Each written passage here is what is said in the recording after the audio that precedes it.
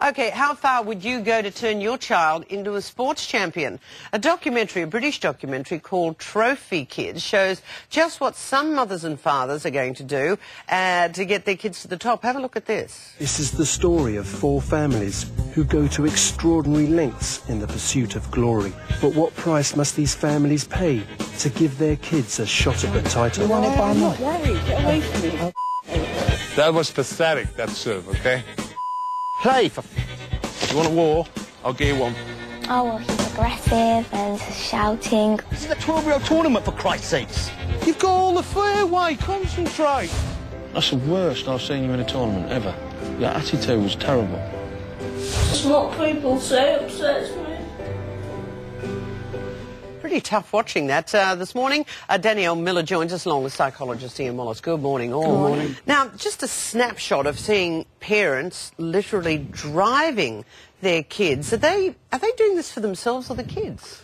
More for themselves, because these people are taking their kids totally out of school. All these kids are doing is playing tennis all day or playing golf all day. The dads have quit, and it's all about where we're going to end up.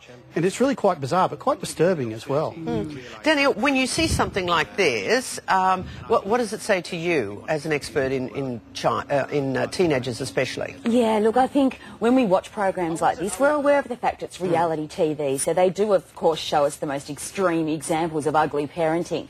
But it is a reflection on an unfortunate trend, which is that trend to really drive our child to almost fulfil our ambitions.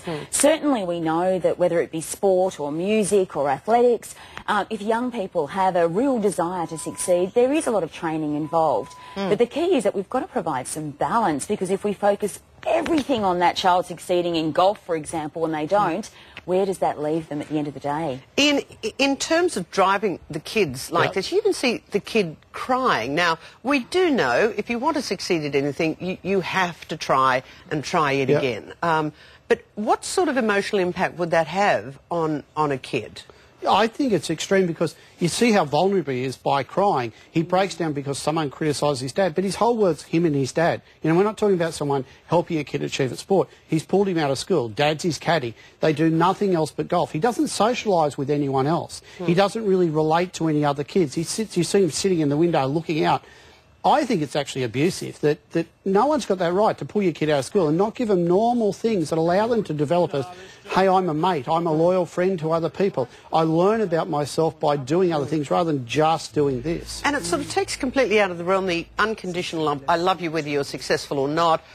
You know, yes, being successful is fabulous, but you're still a good person. Is there any of that underlying in this? There's almost no unconditional regard. There's nothing that I just love you for who you are. You see, as soon as the kid fails in this, they start screaming and abusing their kid, which means I don't love you for just being you. I don't love you because you're a funny kid or you're a likeable kid. I only love you because you're going to get us these Ferraris at some time. Now, there's another one where, as you mentioned, parents have given up their jobs, and Eden is an example. Have a look at this.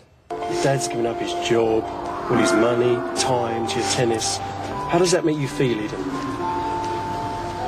Not any ordinary dad would usually do this, and I really think that now I know that how much he loves me and how much he supports me in whatever I do. So I try to pay that back with how much I give in the game as well. As a thank you? Yeah. Wow, she doesn't sound as if she's doing it because she wants to be a great sports person. What sort of responsibilities does that heavily put on a teenager? Absolutely huge. And as we know, even the most elite athletes will experience failure at some point. The athletes that actually are very successful, or the sports people rather, that are very successful, are those that also have other skill sets, because you do have a pretty limited lifespan in elite sport. And so you need to have other skills, social skills, so that you can attract sponsorship, you can perhaps, you know, develop into a media career later on. Focusing everything on one particular skill set is incredibly dangerous. And I think we saw that just recently with the beauty project. I think it's dangerous in that even the kids that succeed, there's this idea, what happens if they don't succeed? Well, Look at what happened to Tiger. You know, the theory around Tiger is he was so controlled, so defined in that area. He then rebelled and busted out to get some freedom, to get a sense that I can do something I just want to do rather than this super controlled life. And a lot of these guys, even though they're succeeding, They're actually rebelling, getting into drugs and getting into alcohol or sex addictions because it's the only way to get them freedom from this bizarre world. So it sets them up for other addictions. Yeah, so listen, on that note, we will have to leave a bit of disturbing documentary. Ian Wallace, as always, and Dannielle Miller, thank you. Thanks, okay, Kerri. we've got news headlines coming up also.